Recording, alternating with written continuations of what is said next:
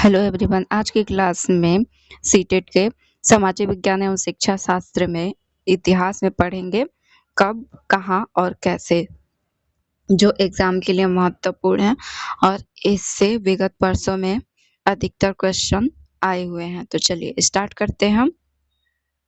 सबसे पहले हम लोग देखेंगे स्रोत के बारे में और धीरे धीरे क्लास को समाप्त करेंगे। तो सबसे पहले पहला क्वेश्चन है, इतिहास की जानकारी हमें कहाँ से प्राप्त होती है? तो अभिलेख, अवशेष, स्मारक, भवन, मूर्तियां, चित्रकला एवं प्राचीनतम सिक्कों से अभिलेख की जानकारी हमको प्राप्त होती है। क्वेश्चन नंबर 2 है, उत्कीर्ण अभिलेखों के अध्ययन को क्या कहा जाता है? तो एपिग्राफी, अभिलेख शास्त्र कहा जाता है। ठीक है, ये इम्पोर्टेंट है और एग्जाम में बार बार पूछा गया है एपिग्राफी के बारे में। चलिए आगे हम लोग बढ़ते हैं और क्वेश्चन नंबर 3 यह अभिलेख किन प्रमुख वस्तुओं पर उकेरे जाते हैं? तो अभिलेख मुख्यतः चांदी, लोहा, तांबा, कांसे की प्लेट, पत्थर के खंभे पर उकेरे जाते हैं। ठीक है, अब क्वेश्चन नंबर 4 है, अभिलेख किन दो प्रकार के होते हैं? तो राजकीय और निजी दो प्रकार के होते हैं। कौन से? राजकीय होते हैं और एक निजी होते हैं अभिलेख। चलिए क्वेश्चन नंबर 5 है, भारत के अधिकांश अभिलेख किस लिपि में लिखे गए हैं? तो ब्राह्मी लिपि में भारत के अधिकांश अभिलेख लिखे गए हैं। चलिए क्वेश्चन नंबर 6 है, ब्राह्मी लिपि किन दो लिपियों में लिखी जाती थी?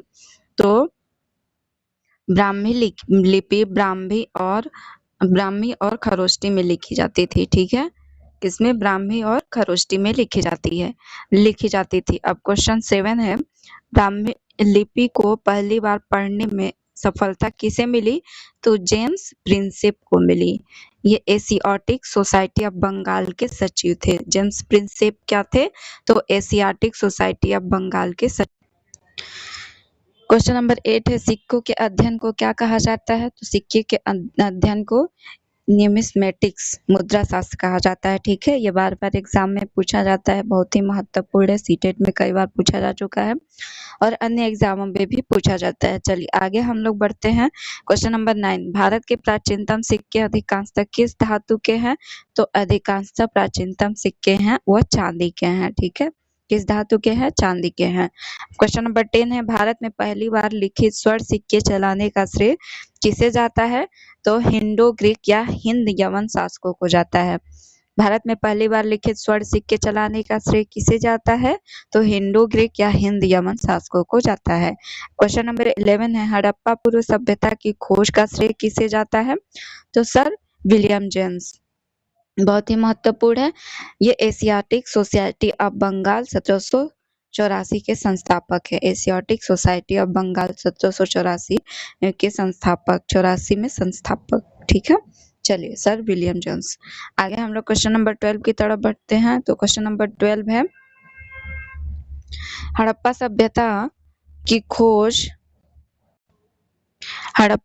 की खोज का श्रेय किसे जाता है? तो सर अलेक्जेंडर कनिंघम को जाता है। किसे जाता है खोज का श्रेय? तो सर अलेक्जेंडर कनिंघम को जाता है। क्वेश्चन नंबर 13 है, भारतीय पुरातत्व का जनक किसे कहा जाता है? Sir Alexander Cunningham. हड़प्पा सभ्यता की खोज सर अलेक्जेंडर कनिंघम और भारतीय पुरातत्व का जनक किसे कहा जाता है? सर अलेक्जेंडर कनिंघम को। क्वेश्चन नंबर 14 है, साहित्यिक स्रोत में किन्हें शामिल किया जाता है? तो धार्मिक एवं धर्मेतर स्रोतों को शामिल किया जाता है। क्वेश्चन नंबर 15 है, प्राचीन भारतीय धार्मिक साहित्य स्रोत कौन से हैं? तो ये है वैदिक साहित्य, पुराण, महाकाव्य में रामायण और महाभारत, उपनिषद, जैन धर्म ग्रंथ, बौद्ध धर्म ग्रंथ में दीपवंश और महावंश दोनों है। ठीक है, चलिए आगे क्वेश्चन नंबर 16 है, धर्मेतर साहित्यिक स्रोत कौन कौन से हैं? तो गार्गी संहिता, पाणिनि का व्याकरण, कौटिल्य का अर्थशास्त्र, मनुस्मृति, मुद्रा रक्षा किसकी रचना है? विशाखादत्त की, कालिदास का मालविकाग्निमित्र, बाणभट्ट का हर्षचरित्र और कलहड़ की राजतरंगिणी और न्यायचंद्र। ठीक है, धर्मेंद्र साहित्य स्रोत में कौन कौन से हैं? गार्गी संहिता है, पाणिनि का व्याकरण है, कौटिल्य का अर्थशास्त्र, मनुस्मृति, मुद्रा राक्षस, विशाखादत्त का, कालिदास का मालविकाग्निमित्रम, बाणभट्ट का हर्षचरित्र है, कलहड़ की राजतरंगिणी और न्यायचंद्र है। ठीक है, चलिए क्वेश्चन नंबर 17 है, यूनानी रोमन लेखकों में प्रमुख नाम कौन कौन से हैं? तो टेसियस, मेगास्थेनीज, टॉलमी और प्लिनी। यूनानी रोमन लेखकों में कौन कौन से नाम प्रमुख है? तो टेसियस है, मेगास्थेनीज है, टॉलमी है और प्लिनी है। अब क्वेश्चन नंबर 18 है, चीनी लेखकों में प्रमुख नाम कौन कौन से हैं? तो फायान, ह्वेनसांग और इत्सिंग। चीनी लेखकों में प्रमुख नाम कौन कौन से है? फायान है, हेनस्वांग है और इत्सिंग है। क्वेश्चन नंबर 19 है, अरबी लेखकों में प्रमुख नाम अल-बरूनी का है। ये बहुत महत्वपूर्ण है, अरबी लेखक बार बार पूछा जाता है एग्जाम में। चीनी लेखकों के बारे में भी पूछा जाता है। चलिए आगे हम लोग क्वेश्चन नंबर 20 पढ़ते हैं। अल-बरूनी की रचना का नाम क्या है? तो तहकीके हिंद या किताबुल हिंद है। ठीक है, अल-बरूनी की रचना का नाम क्या है? तहकीके हिंद या किताबुल हिंद। अब क्वेश्चन नंबर 21 है, वर्तमान वर्ष गणना किसकी जन्म तिथि से की जाती है? तो ईसा मसीह की जन्म तिथि से की जाती है वर्तमान वर्ष की गणना। और क्वेश्चन नंबर 21 है, ईसा मसीह के जन्म पूर्व की तिथियां क्या कहलाती हैं? तो बिफोर क्राइस्ट बीसी या ईसा पूर्व कहलाती हैं। ठीक है, और क्वेश्चन नंबर 23, ईसा मसीह के जन्म के बाद की तिथि क्या कहलाती है? तो एनो डोमिनी, एडी या ईस्वी कहलाती है। ठीक है, चलिए आगे क्वेश्चन नंबर 24 है, एडी और बीसी के स्थान पर कौन से शब्दों का प्रयोग होता है? तो सी कॉमन एरा का और BCE बिफोर कॉमन एरा का प्रयोग होता है। एडी, एनो डोमिनी और BC बिफोर क्राइस्ट के स्थान पर कौन से शब्दों का प्रयोग होता है? तो CE कॉमन एरा और BCE बिफोर कॉमन एरा का प्रयोग होता है। चलिए क्वेश्चन नंबर 25 है, भारतीय इतिहास के अध्ययन के 3 प्रमुख स्रोत कौन कौन से हैं? तो 3 प्रमुख स्रोत है, पुरातात्विक स्रोत, साहित्यिक स्रोत, विदेशी यात्रियों के विवरण। 3 प्रमुख स्रोत, पुरातात्विक, साहित्यिक और विदेशी यात्रियों के विवरण।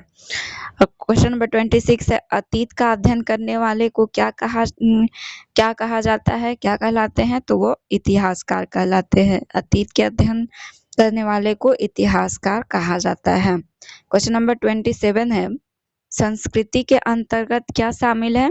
तो मानव के समस्त क्रियाकलाप संस्कृति के अंतर्गत शामिल होते हैं। और सभ्यता के अंतर्गत किस पर जोर दिया जाता है? तो भौतिक पहलुओं पर जोर दिया जाता है। क्वेश्चन नंबर 29 है, अभिलेख किसे कहते हैं? सबसे महत्वपूर्ण है, अगर आप अभिलेख के बारे में जानेंगे तभी आप समझ पाएंगे अभिलेख क्या होता है। तो अभिलेख किसे कहते हैं? पत्थर, धातु, मंदिर की दीवार आदि पर उत्कीर्ण लेख को अभिलेख कहते हैं। ठीक है, किस पे? पत्थर, धातु, मंदिर की दीवार आदि पर उत्कीर्ण खुदे हुए लेख को अभिलेख कहते हैं। खुदे हुए या उकेरे हुए लेख को अभिलेख कहते हैं। सिक्का किसे कहते हैं? तो प्राचीन काल में प्रचलित धातु की मुद्राएं जिन पर शासकों के नाम, चिन्ह या तिथियां अंकित होती थी उन्हें सिक्के कहते थे। अब क्वेश्चन नंबर 31 है, साहित्यिक स्रोत किसे कहते हैं? तो प्राचीन ग्रंथों, पांडुलिपियों तथा धार्मिक धर्मेतर रचनाओं से प्राप्त जानकारी को साहित्यिक स्रोत कहते हैं। क्वेश्चन नंबर 32 है, पुरातात्विक स्मारक किसे कहते हैं? तो प्राचीन इमारतें, मंदिर, मूर्तियां आदि जो खुदाई या सर्वेक्षण से प्राप्त होती हैं उन्हें पुरातात्विक स्मारक किसे कहते हैं। भारतीय इतिहास का काल विभाजन हम लोग देखते हैं। तो क्वेश्चन नंबर 33 है, जेम्स मिल ने कौन सी किताब लिखी? तो a history of British India. James Mill ने कौन सी किताब लिखी? A history of British India लिखी। क्वेश्चन नंबर 34 है, जेम्स मिल ने यह किताब कब लिखी? 1851 ईस्वी में लिखी। जेम्स मिल ने यह किताब कब लिखी थी? 1851। क्वेश्चन नंबर 35 है, जेम्स मिल कहाँ के दार्शनिक थे? स्कॉटलैंड के दार्शनिक थे। ठीक है, क्वेश्चन नंबर 36 है, जेम्स मिल ने भारतीय इतिहास को किन 3 कालखंडों में विभाजित किया? तो हिंदू, मुस्लिम एवं ब्रिटिश। 3 कालखंड में विभाजित किया। कौन-कौन से हैं? हिंदू, मुस्लिम एवं ब्रिटिश। अब क्वेश्चन नंबर 37 है, जेम्स मिल का मानना था कि अंग्रेजी के आने से पूर्व भारत में किसका शासन था?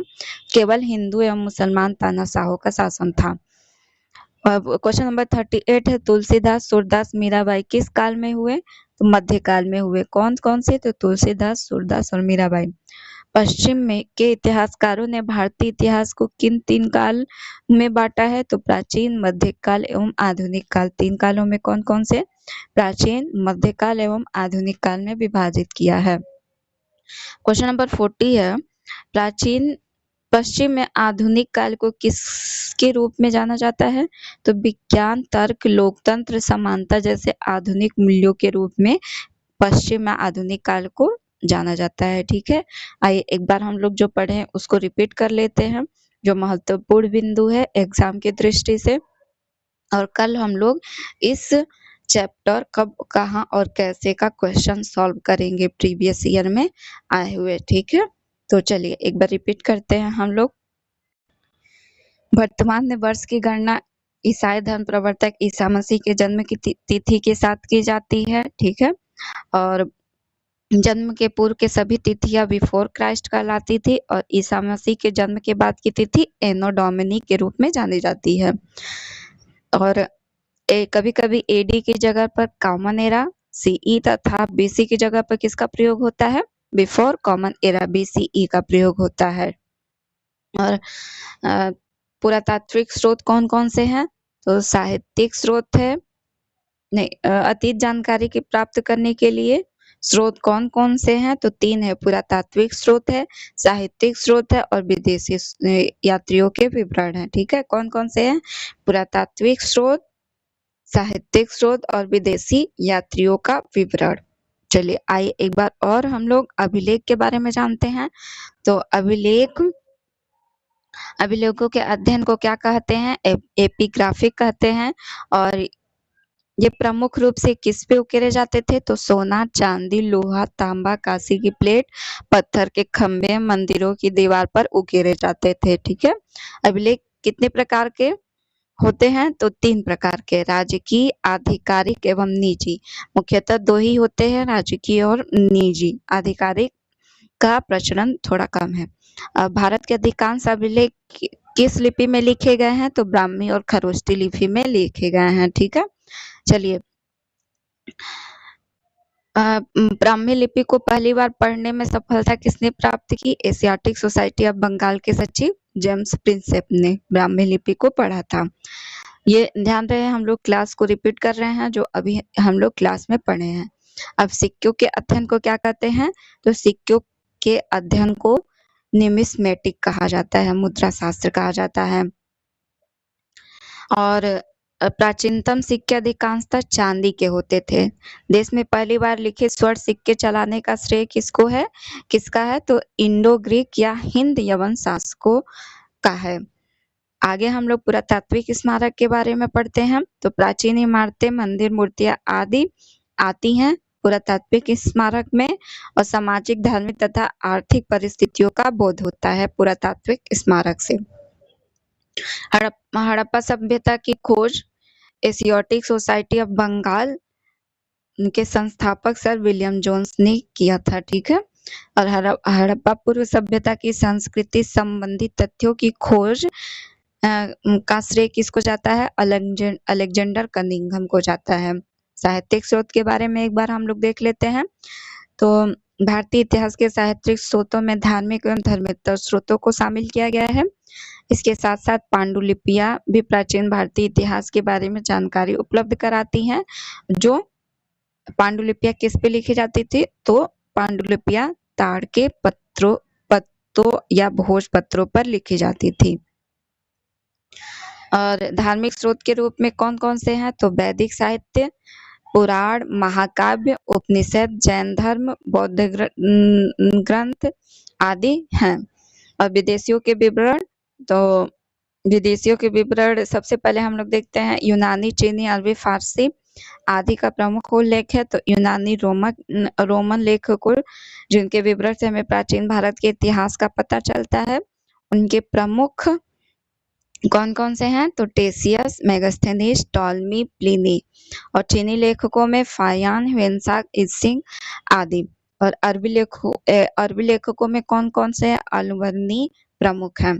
और तहकीके हिंद या किताबुल हिंद मध्यकालीन भारत के धर्म, समाज, रीति रिवाज आदि का पता चलता है। किससे? तहकीके हिंद या किताबुल हिंद से। तो आइए, क्लास का रिवीजन भी हो गया। तो कल हम लोग कब, कहाँ और कैसे चैप्टर के विगत वर्षों में आए हुए क्वेश्चन को पढ़ेंगे और समझेंगे क्वेश्चन कहाँ से बनते हैं। ठीक है, तो आज का क्लास यहीं समाप्त करते हैं। धन्यवाद, मिलते हैं कल की क्लास में। कल का क्लास बहुत ही महत्वपूर्ण होगा, तो कल का क्लास अवश्य ही अंत तक पढ़िएगा।